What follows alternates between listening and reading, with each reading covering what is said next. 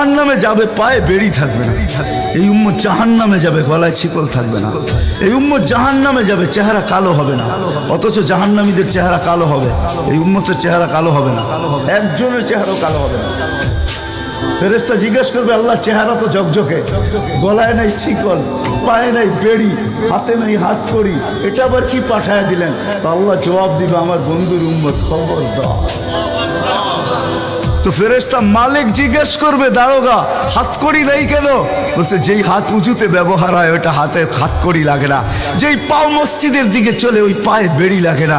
যেই কপাল আমার কুদরতি পায়ে জীবনে একবারও আমাকে পাওয়ার জন্য ঠেকায়া দিছে, সেজদা করছে, ওই চেহারা কোনোদিন কালো হয় না, গলায় কোনোদিন চিকন লাগে না, 3 জায়গায় আগুন লাগাবে না। খবরদার, চেহারায়, হাতে, পায়ে, বাকি শরীরে লাগায় দাও। আগুনকে যখন মালিক হুকুম দিবে ধরার জন্য, আল্লাহ আমাদেরকে শিখায় দিবে, স্মরণ করায় দিবে, আমরা কলেমা পড়তে থাকবো।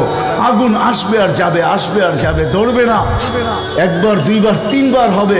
মালিক পোড়া চার্জ করবে, লাঠি চার্জ করবে, ধরিস না কেন?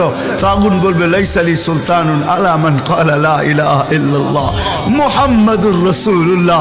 এই কলেমা যে পড়ে তাকে ধরার ক্ষমতা আমার নাই।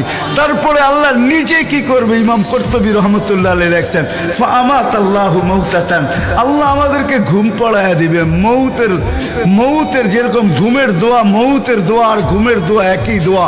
আমরা ঘুমের দোয়া পড়ি, আমুতু আহিয়া, আল্লাহ মরতে চললাম, কাল সকালে উঠাইলে উঠবো, না হলে আর কিয়ামতের আগে উঠবো না। তো ঘুমো মৌত, আল্লাহ ঘুম পড়ায়া দিবে। আজাব ঘুমের ভিতরে কমপ্লিট করে আল্লাহ বাহির করে নিয়ে নিবে। নবীর সুবাদে, নবীর সুবাদে। হায় হায় হায়, একটা পর্ব এরকমও আসবে, জানি না নারায়ণগঞ্জের মানুষ বুঝবে কি বুঝবে না। একটা পর্ব এরকমও আসবে নবীর সুবাদে, একটা পর্ব এরকমও আসবে নবীর সুবাদে, এরকম একটা পর্ব আসবে। আল্লাহ জিবরিলকে ডাইকা বলবে যে আরশের সাথে কান লাগাও।